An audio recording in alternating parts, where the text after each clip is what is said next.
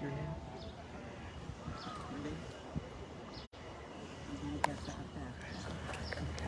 Well, welcome everybody. I want to thank you for joining us today in Provincetown at East End Books, P-Town. It's been an eventful day with beautiful weather. I know a lot of people have been at the beach, and in the midst of everything today, we had a surprise visit by John Waters, who signed a couple hundred books for me, and some of the people here in the audience were able to meet him, so that was really great.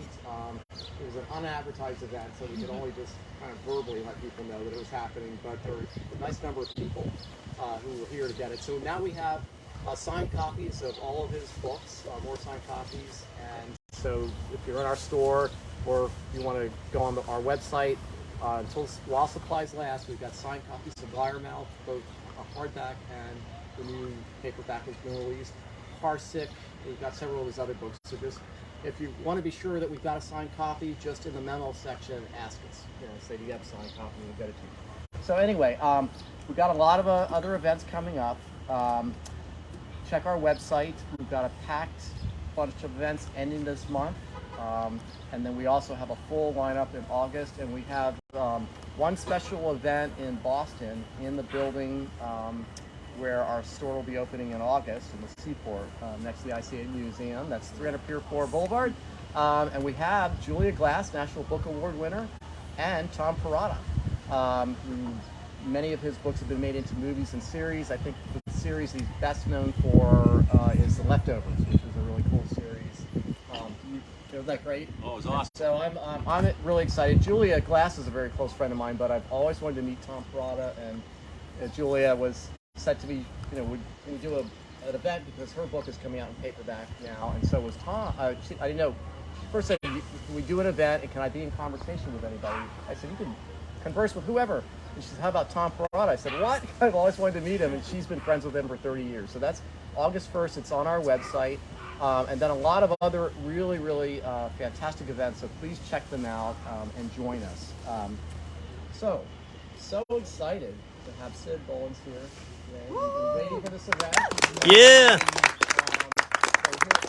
Cid's book, TransElectric, My Life as a Cosmic Rock Star, with the foreword. How many people can say this? A foreword like Sir Elton John. Of course, you read the book and you'll hear why that happened. But on top of everything else, this is, how many people have already read it? Okay.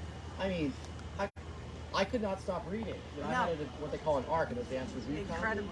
It's so incredible. But then when you can't tell with the ARC, but when the actual book came out, look at this cover. This cover is amazing. It's a cover that it's like a publicist's dream. So what we say is the cover really pops. Yes. So, and this is one of those things where, yes, you can judge the book by the cover because it's a stunning cover and book, and the book is amazing. So we're really, really thrilled to have Cid here. On our website, on the event page, we have links to this page. I really strongly encourage you, when you have time, to go directly to this website and take a look at stuff that's on there. It's really fantastic. We also have some video clips that we put out on social media with Cid, and then Cid's got a lot on the website. So without further ado, we'll give you TransElectric, including a combination of singing and discussion and Q&A. Q&A and reading and all that stuff. Thank you. Thank you. Thank you. I want to thank my assistant Scott for helping me. Thank you. Thanks, everybody. Thanks for being here.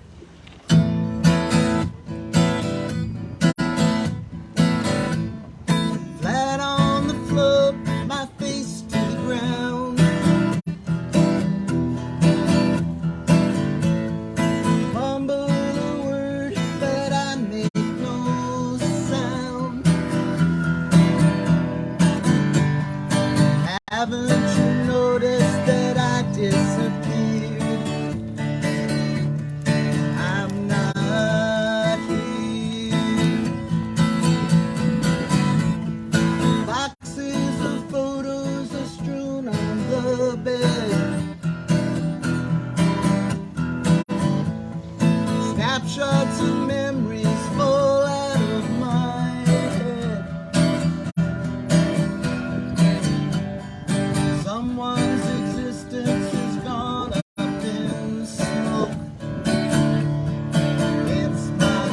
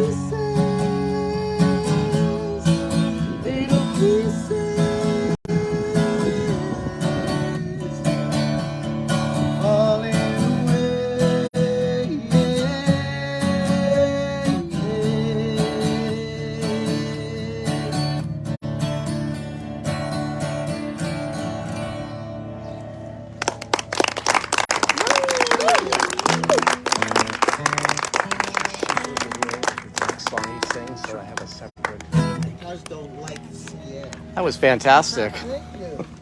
Thanks, everybody. Thank you for coming. It's great to be here in P-Town. I haven't been here since I was here with my sister and my other niece, maybe 2015 or something like that. I was born and raised in Massachusetts on the North Shore, and it's great to be here. I live in Nashville, Tennessee right now, which is not the best place for a trans person at the moment. But I lived in Maine for 30 years, but I'll get into that later. I'm going to read some stuff from my book, just some fun stuff, and then we'll talk, or you'll ask me a question, and I'll sing another song. So I think I'm going to stand. I think you can hear me better if I stand. Would that be correct? Okay. This is the prologue of the book, which sets up the whole thing. My wife is a witch. No, really. She's a witch.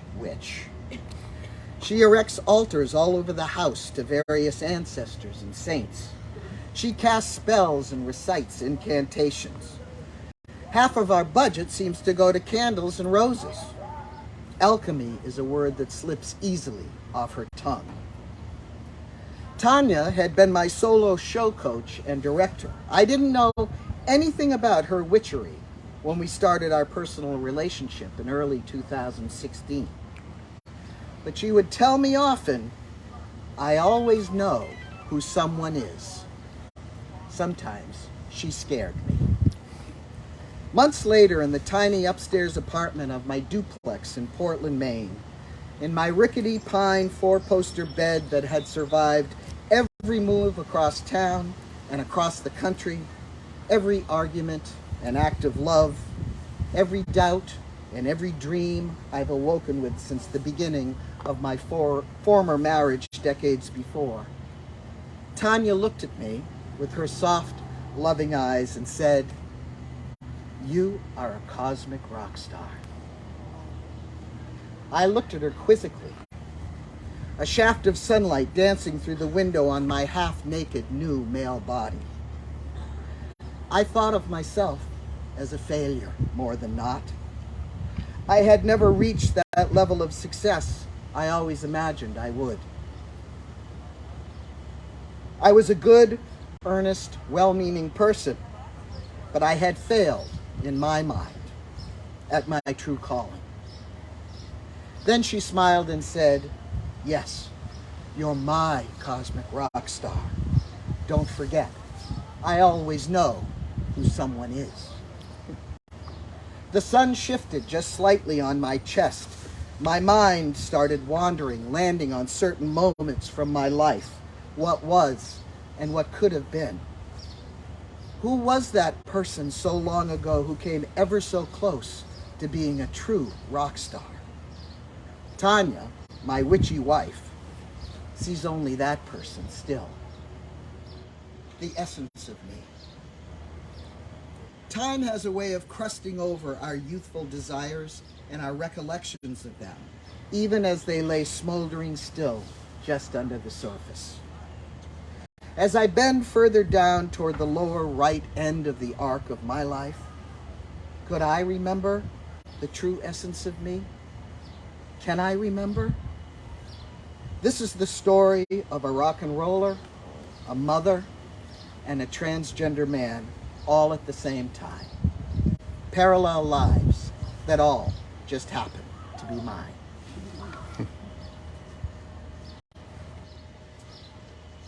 So I kept journals for 50 years. And it's a blessing and a curse for those of you who journal. But they did help me write this book. And so there are journal entries all throughout the book. And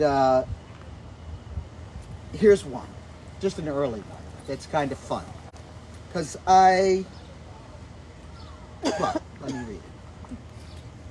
Journal entry, June 14th, 1975. I did it.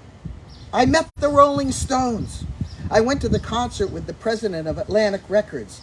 After the concert, I met Faye Dunaway, who was all over me. and Peter Wolf, her husband. Then we all rode in the limousine back together, back to the hotel, and proceeded, Faye to me, to get friendly. After a while, we snuck away to the Stone Suite, and I met them all and hung out for a while. Faye practically begged me to go home with Peter and her. I figured it was best to go home. The home I was going to at that moment was my parents' house in Topsfield, Massachusetts.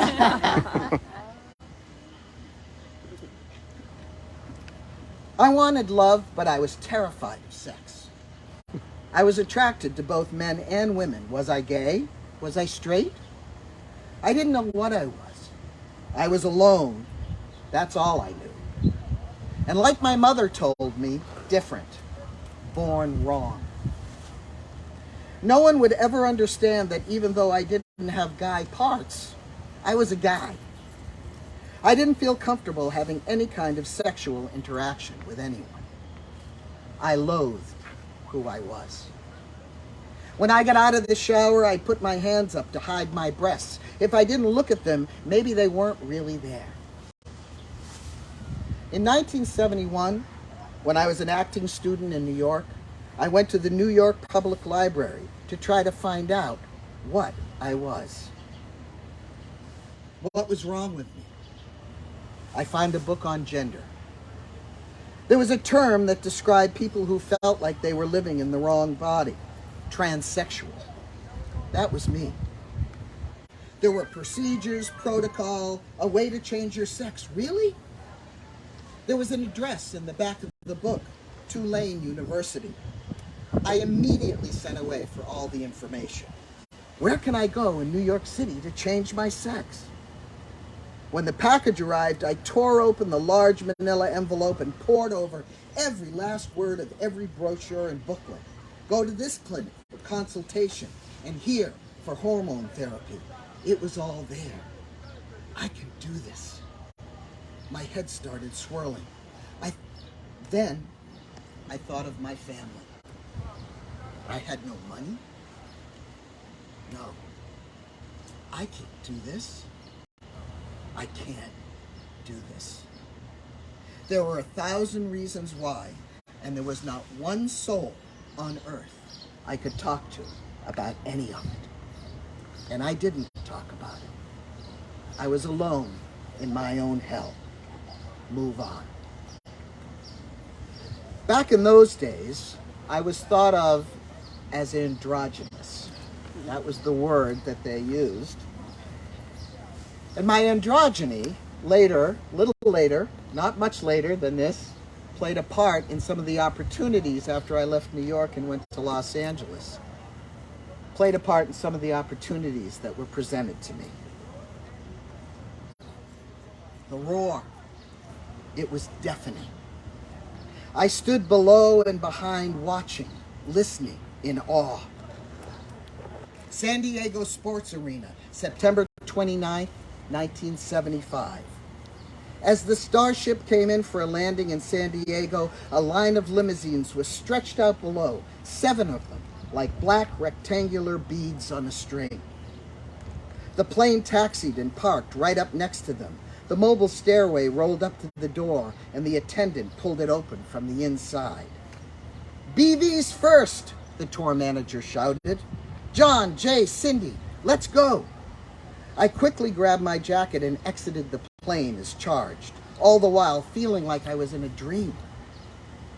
John Joyce, Jay Haas, and I climbed into the very first limo in the line. I stared out the back window watching as each limousine behind us received its designated passengers. Then on cue, with police escort, we started to move. I barely took my eyes off the line of black stretch sedans behind us for the entire trip as we weaved from the airport through the city, police lights flashing in front of us and at the rear, all the way to the arena. Showtime. The most famous person on earth ascended the ramp alone to the stage in the dark. The brightest, hot white spotlight burst from the rafters of the arena and onto Elton sitting at the piano. It's a little bit funny. The crowd erupted. Your song, solo. His voice echoed, sending thousands into rapture. The lights were beautifully blinding. Time was frozen. I stood below and behind, watching, listening in awe. This is me. I am here. He ended the song, and I walked up that ramp. So I went on to have a career in rock and roll. I had some successes. I had some challenges, a bunch. And I eventually chose to step aside and into the next phase of my life.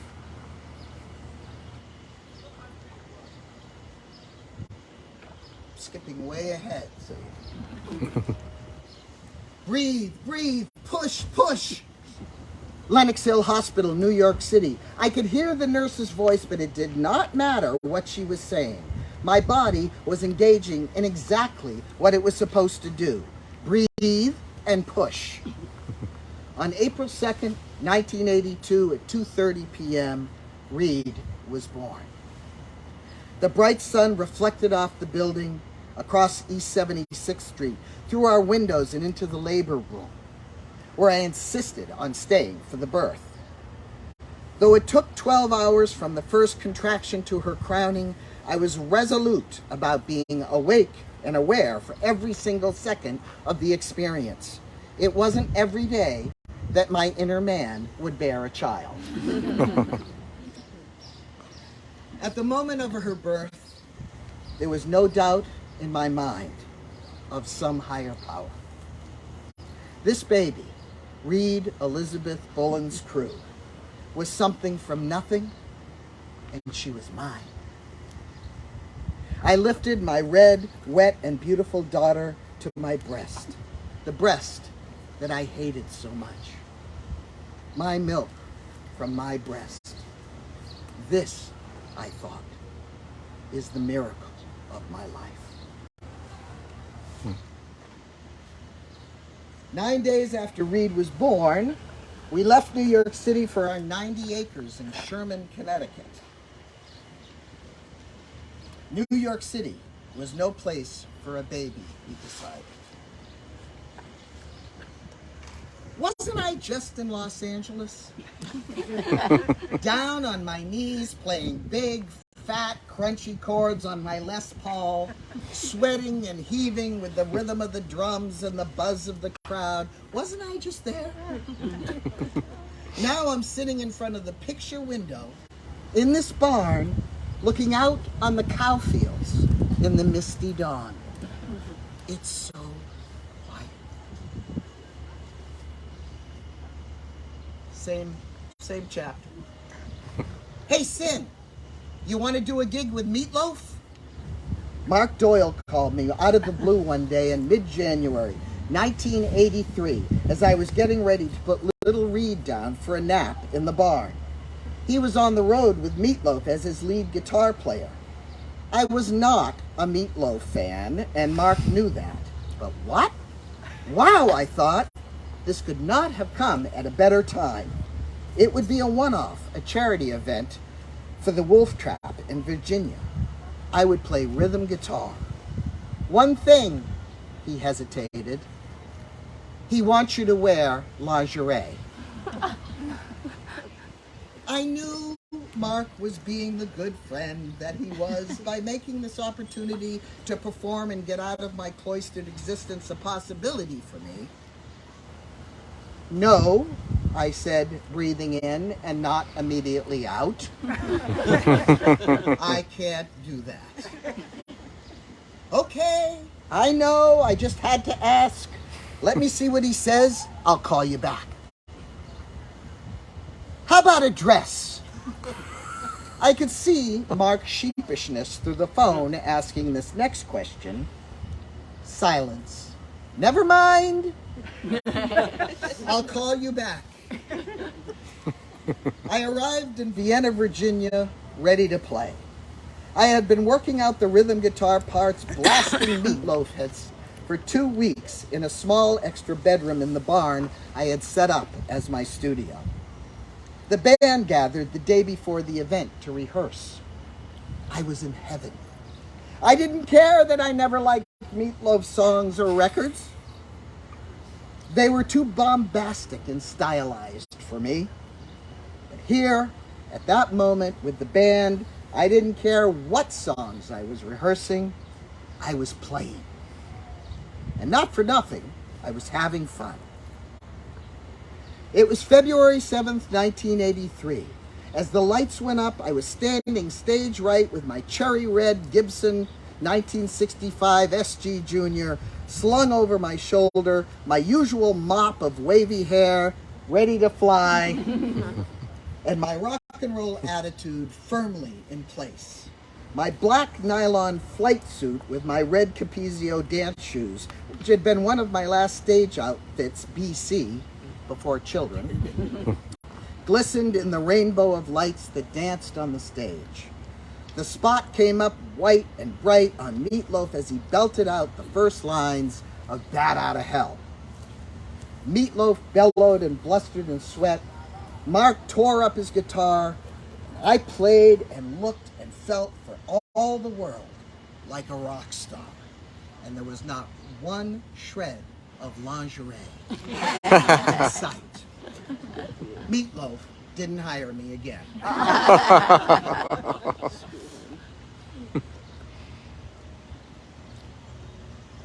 February 24th, 1985, Norwalk, Connecticut. Jessie was a big baby at just shy of 9 pounds. She came out quick.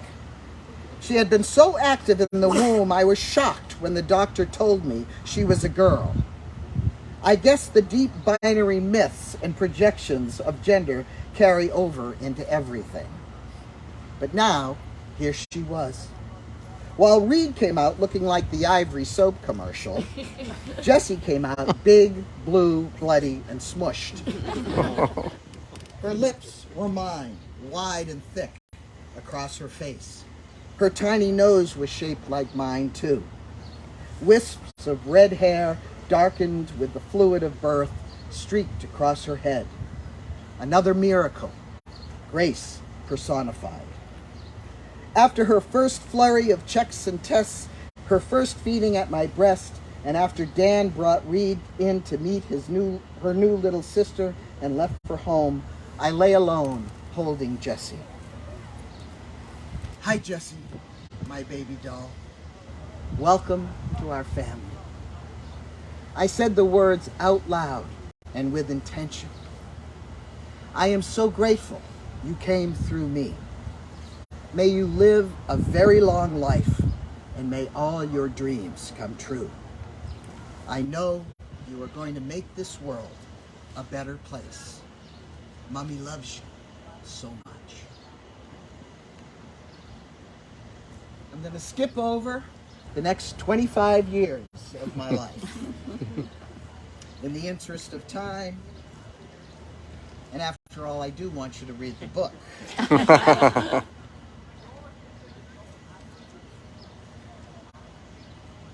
The gender line. Call me, the Facebook message said. I need to tell you something. It was July 14th, 2011. Almost 12 years ago. The young woman who I had sponsored in recovery 3 years before had moved from Maine to New York and then back up to Boston. I hadn't seen her in 2 years. I did know she had changed her name. I called her cell phone and got her voicemail.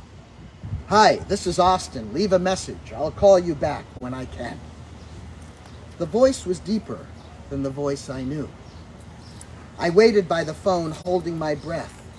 Austin thankfully called me back within an hour. I started transitioning a year ago, and I'm living my life as a man. Before the call, I had an inkling of what she, now he, was going to tell me. When I heard the deeper voice on the voicemail message, my suspicion grew to in all probability. But hearing those actual words come out of Austin's mouth, "I'm living my life as a man," completely and totally blew me apart.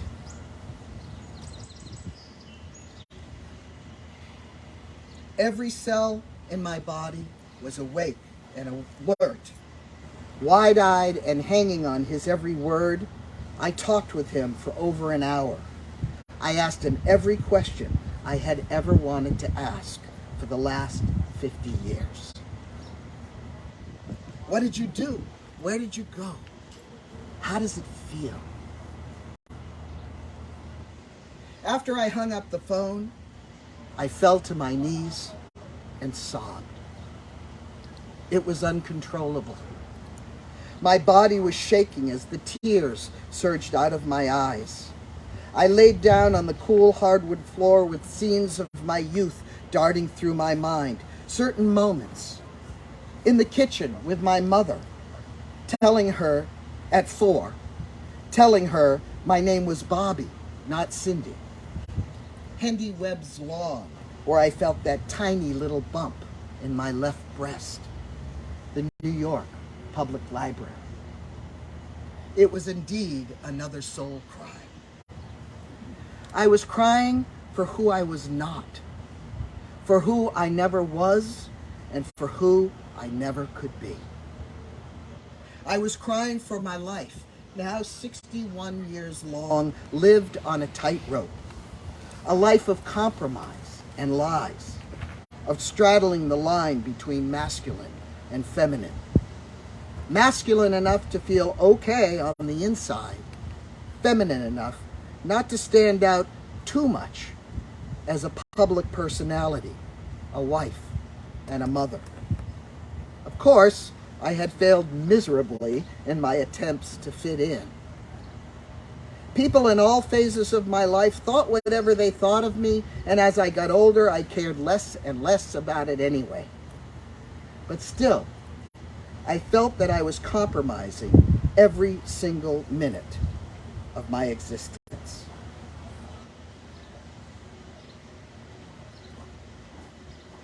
I think I'll stop there. And so now, here I am. I'm going to sing another song. Thanks. This is wild.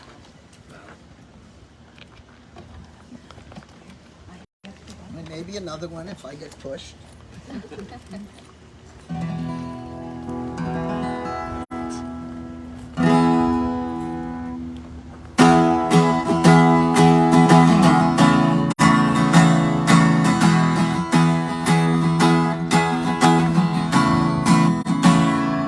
My father stays in his room in South Carolina.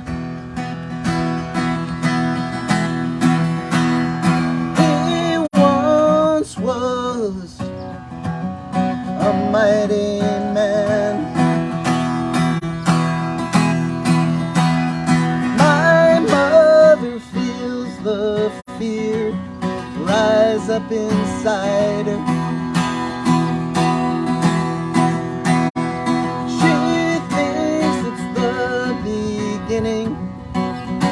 Of the end.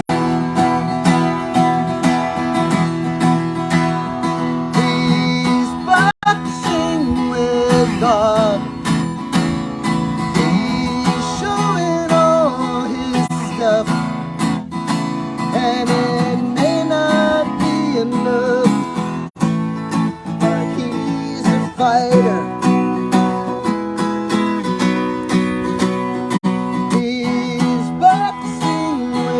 God, he's going round for round, and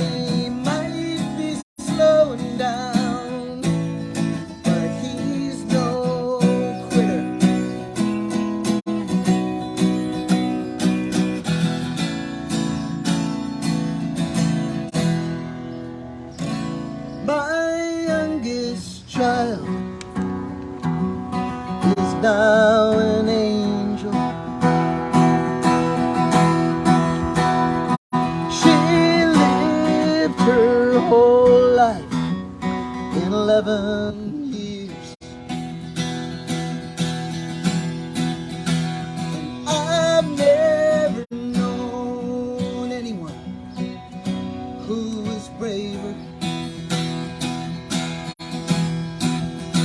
And I can't believe she's gone, but she is.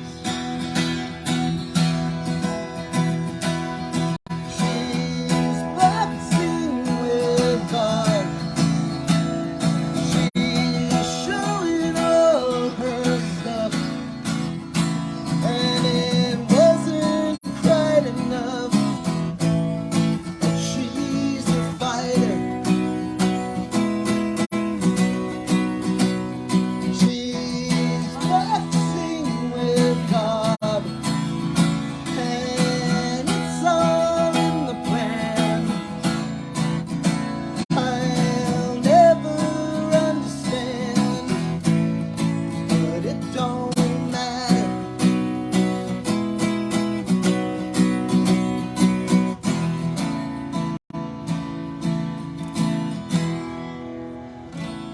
I get in my car and drive to New York City.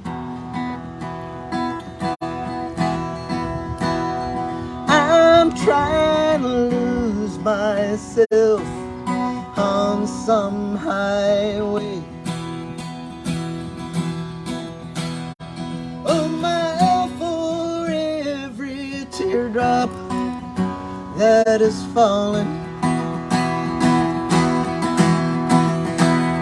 I hope there's something there to ease my pain.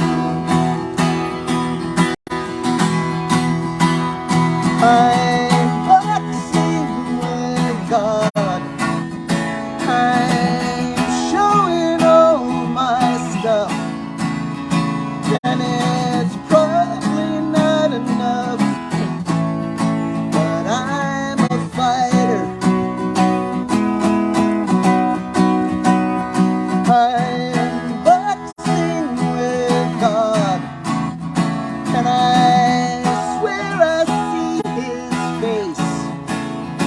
Then he's gone without a trace, but I surrender. I'm boxing with God. I'm going round for round, and I might be going down, but I'm no quitter. Yeah.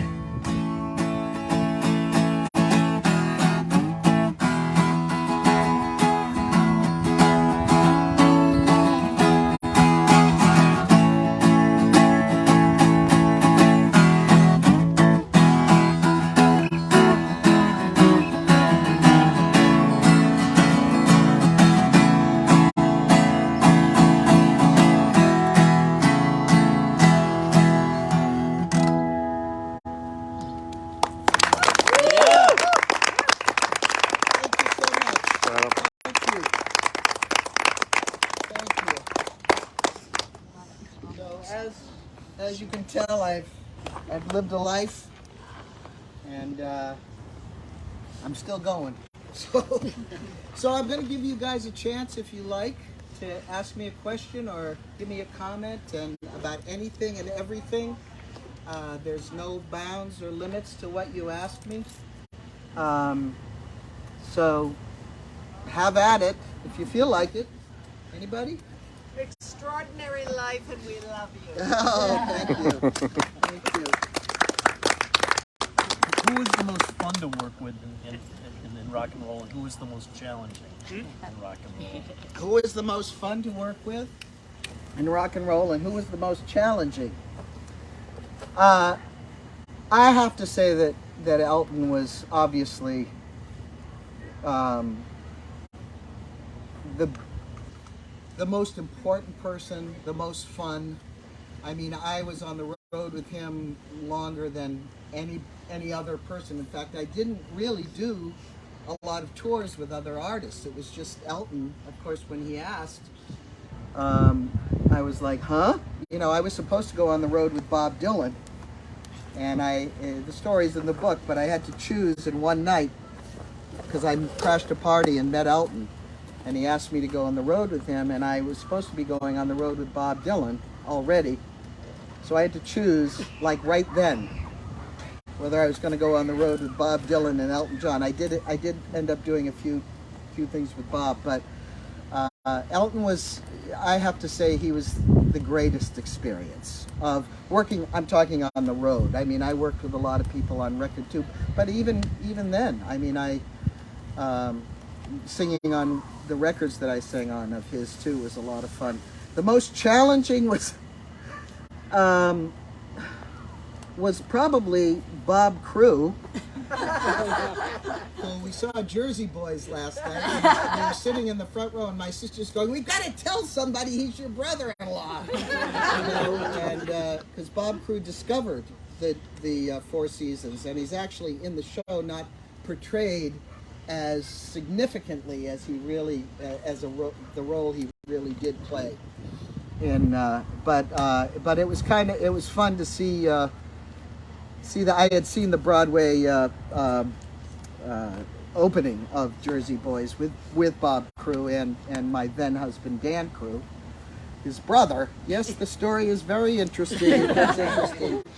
But Bob Crewe, for those of you who don't know, discovered the Four Seasons and Mitch Ryder and the Detroit Wheels, and was a very big, one of the biggest, in fact, the first independent record producer back in the 60s, had hit after hit after hit, and he discovered me.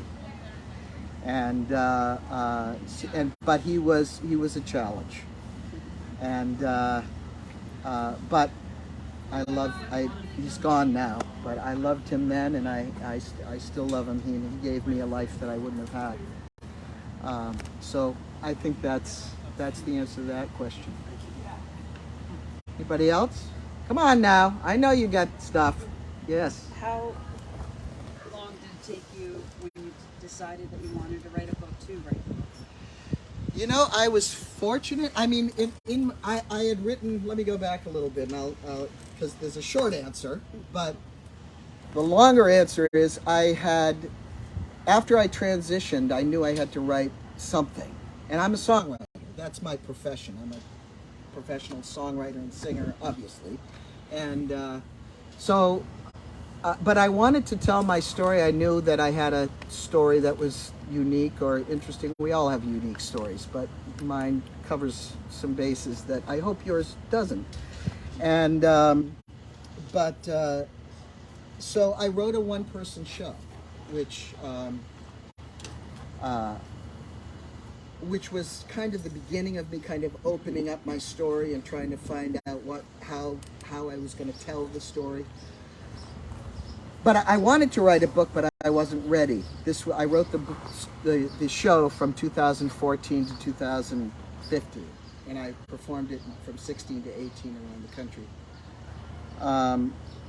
So I wasn't ready, but it was in my mind. So then I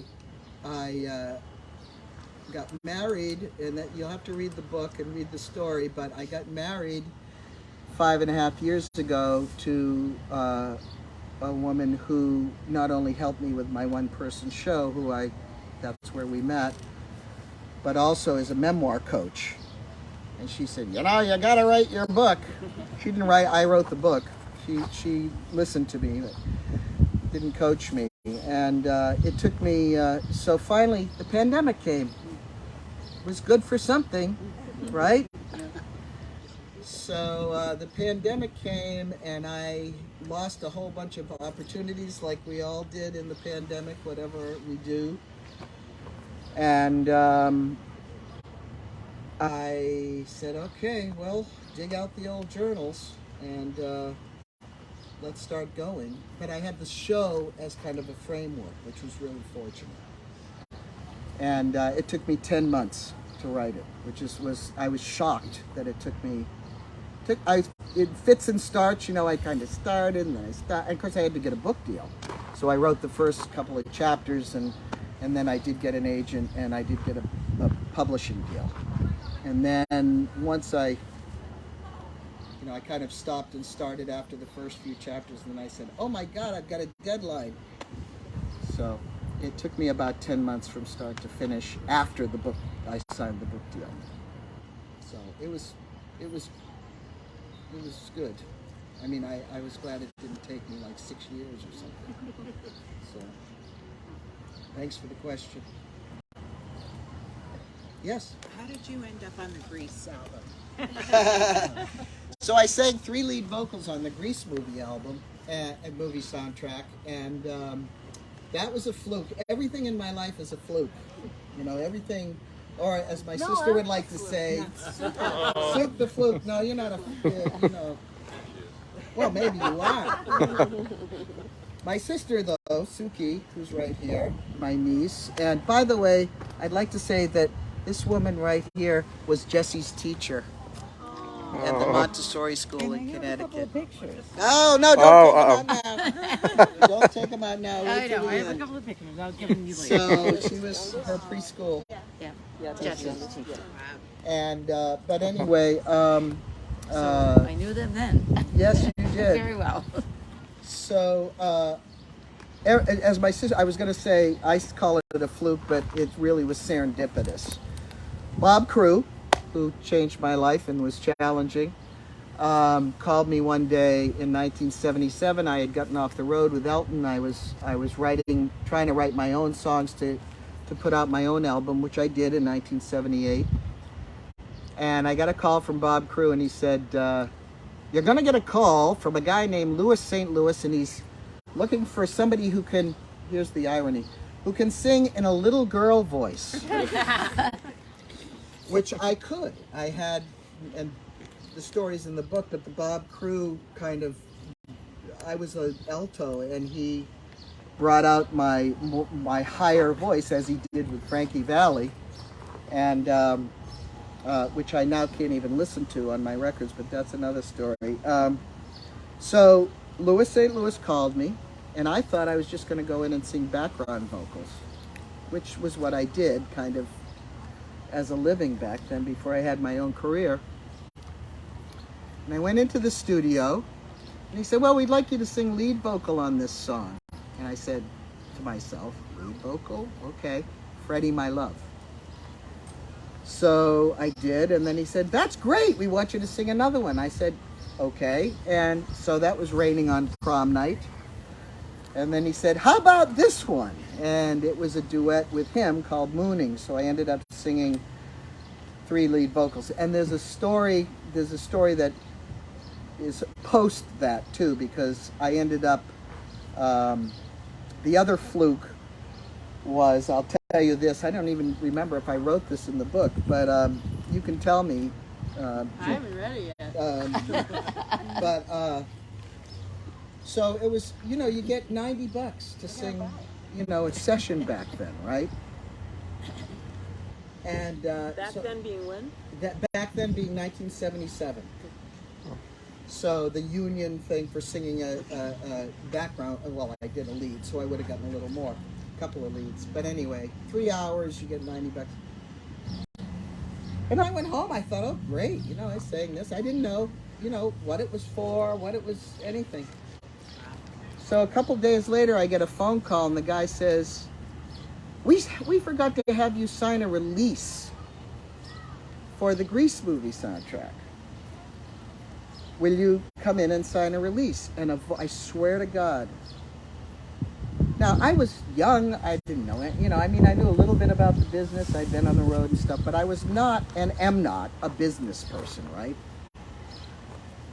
So in my normal frame of mind, I would have said, oh, sure, I'll come right in and sign the release.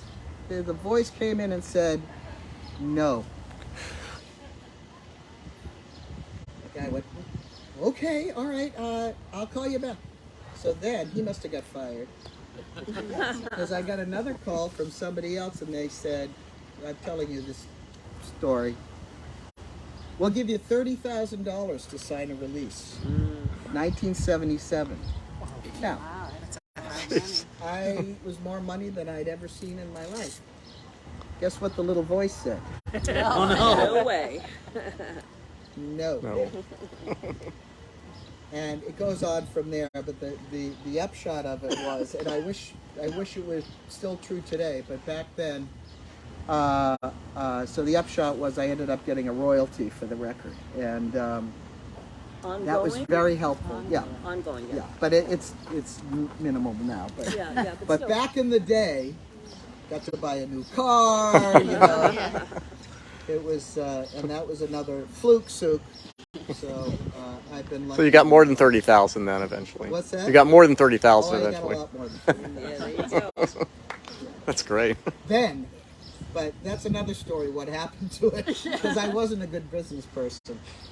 But anyway, that's the Grease movie soundtrack. And you know what? I'll tell you this: no matter where I go, and before I transitioned and all that, I was touring in Europe and all over the place as Cidny Bullens, and everywhere I went, every corner, Australia, every state in the United States, all over Europe. I haven't been to Asia yet, but somebody would have the Grease movie soundtrack. I mean, that has followed me still to this day. Yeah. Somebody comes up and says, will you sign my Grease movie? It's crazy. I have other stories about that, but we'll let somebody else ask before, and then we can stop and I'll sign some books. I just got a message asking if you would sing one of the Grease songs. No, I knew the answer, but I had to ask. I couldn't. If you begged me on bended knees, I could not sing it. First of all, to the person, let me just say, and I'll answer your question. They sound like very easy songs, and they're not. They're very complicated. But with my voice today, are you kidding? It's raining. Yeah, that's. I was going to ask you about the voice transition. Yeah. Well, she had a question, and then we'll Okay, talk yeah, about no, that. yeah. Yeah. Mine was just, how was it growing up in Topsfield, and how did you get out? Well, I grew up in West Newbury, Massachusetts. My parents moved to Topsfield in my sophomore year, which I never forgave them for, because I was a rural kid and loved our lots of land and big house. But I grew up in West Newbury, and what was your question? How did you end up getting out, getting into all of... Well, I ran away from home at 15 to New York City from Topsfield after we moved.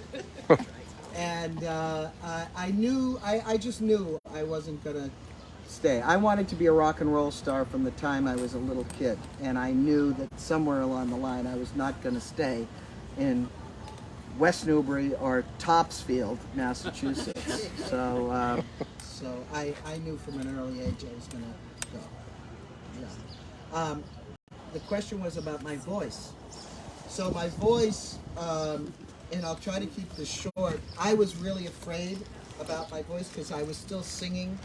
At the time I was transitioning, I have a trio called The Refugees. We just came out with a new record called California. Wendy Waldman and Deborah Holland, if you don't know who they are, look them up. We've had a trio for about 15 years. Before the other refugees? Huh? Before the Lauryn Hill? That was the Fugees. No, the Refugees is the name of our... Fugees I thought was part of Refugee, the Fugees. Okay, sorry. Yeah, so the Refugees is the name, and that's the name of our trio, and we've been together since 2007. Okay. But anyway, I was still working with them. I was still doing some stuff, living in Maine, and making some records, and I was really afraid that my voice was going to change too fast. So I started out on a very low dose of testosterone. And it's a kind of a fun part of the book where I go through the beginnings of my transition. Fun and not fun, fun and scary. And it did start changing, and I had about a year and a half where I, even on a very low dose of testosterone, where I didn't know what note. When you're a singer, it's not like you say, okay, I'm going to sing a C, I'm going to sing a D. You think the note and it comes out, right? I don't know how to explain it. not a learned musician. I just do it by ear. But I would think a note and it wouldn't come out. And luckily I wasn't doing a heck of a lot, because I even with the Refugees, my trio, and with my solo stuff, because I was singing, doing a lot of shows for bereaved parents and workshops on death and dying and stuff, because my daughter died, as you probably heard in the song. Jessie died at age 11 in 1996. And I was doing a lot of stuff for pediatric oncology and charity events and stuff like that. I quit everything at about almost a year into transition, because I couldn't sing. I wasn't Cid yet. I wasn't Cindy anymore, and I wasn't Cid. I went, and you'll see what I did in that time. But then after about a year and a half, it started to settle in, and I'll end this topic by saying that I never liked my voice as Cindy. And because I couldn't quite get the resonance that I wanted. I'm much more playful now as Cid. And even though I can sing some of the same songs, well, the first song I sang is on my new record coming out in October. The second song was from my album Somewhere Between Heaven and Earth that I wrote in the first 2 years after Jessie's death, that came out worldwide and was happened to ironically be my biggest record ever, is Cidny Bullens. But I love.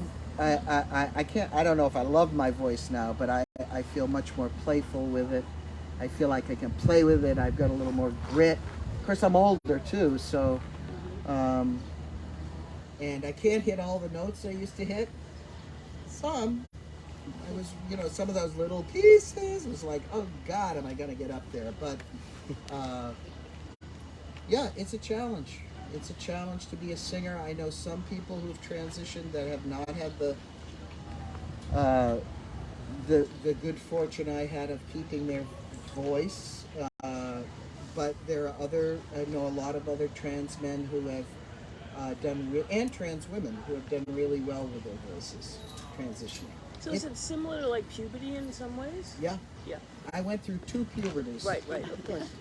Yeah, let me tell you, I know what 14-year-old boys feel like. That's all I'm going to say. There you go. Okay. I empathize. Anybody else? Yeah, I have a question. How old were you when you started playing guitar? And at 15, were you somewhat accomplished guitarist? Yeah, I started playing at around 10 or 11. I used to steal, my older brother had a guitar. And I would go into his room before I had my own, and I'd steal it. And I learned. I'm self-taught. Yeah, and I learned back in those days. It was learning like, where have all the flowers gone, and times are a-changing, and then it was the Beatles and the Rolling Stones and stuff like that. So by the time I was 12, I could play pretty well. And when I was 12, I started making up songs. They weren't great, but when I was 15, I really started trying to write songs and sing, and I started playing at high schools. And I did. I don't know if anybody knows Ipswich, Massachusetts, but there was a place called the King's Rook in Ipswich, Massachusetts, and they used to have a hootenanny night or something, and I would go on Monday nights when I was 15, 16, 17 years old and play there. So, yeah. And then there was somebody else had a hand up? Nope. I'm happy to sign anybody's book or... One more song. Huh? You're going to do one more song? Oh, Yes, you want me to do one more song? Everybody. Pardon me? That'd be great if you could. We're here. It's Jeff's place. He can say whatever. He can Jeff, do we have to go request whatever he wants. Pardon me? Yeah, do we go? They'll be signing afterwards. Yep. I have to make sure this is in tune, so I apologize.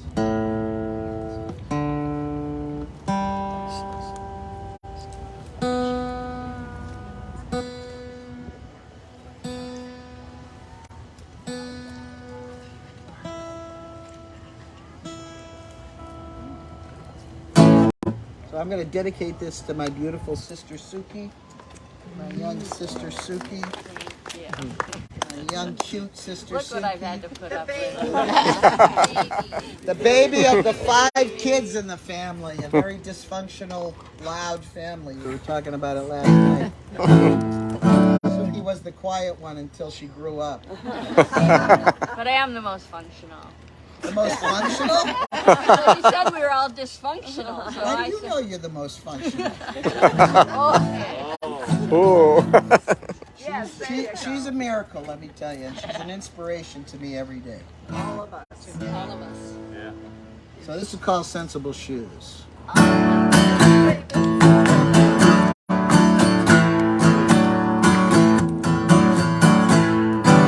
Way back when I was a little kid, I never did what the other kids did. They used to call me trouble, but I was just doing my thing. Well, people kept saying it would do me good to step back in line like they thought I should, but I ain't no puppet with somebody jerking my string. Well, I'm not rational, can't be practical. I like to walk any way that I choose.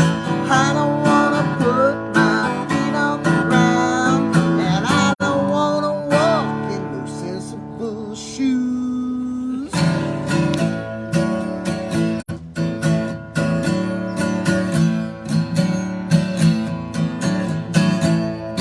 Well, now that I'm older, not much has changed. I make my own rules and I don't play no games. I don't follow fashion. I like bucking the trend. Well, everybody thought I'd have to see the light, but hey, look at me, I'm doing alright. Well, these shoes must be working 'cause I just got lucky again, baby. Well, I'm not rational, can't be practical.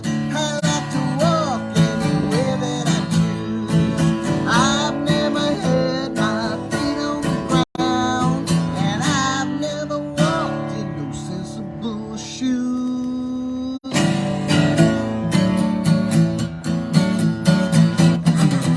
Take off your sneakers, baby.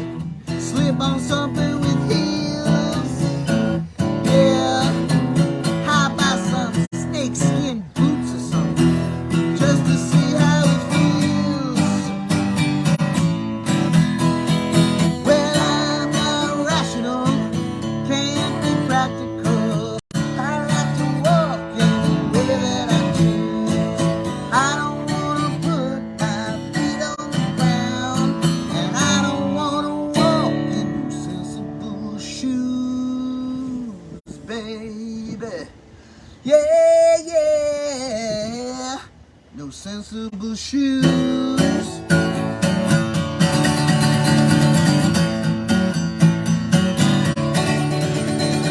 Gotta do this.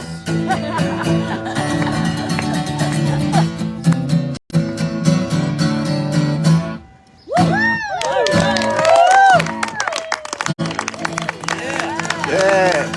Whoa. Awesome. Thank you, everybody. Great.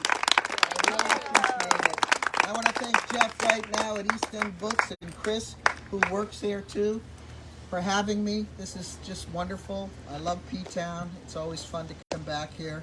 And I hope you'll have me back someday. Love to do it. Love to have you in Boston sometime too. That's the I'd love to be thing. in Boston. This was Seaport, right? Yep, yeah, our Seaport. Let's do it. Fantastic. So we, for everybody watching on live stream, we're going to have a bunch of signed copies. Cid will sign the stock. And everybody here, if you want a book, the books are inside. You can get the book.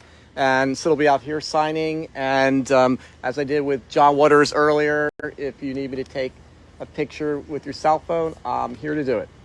Thank you so much, everybody. Thank you, everybody. Thank you for coming. Thank you to all those Thank people you. at home, too.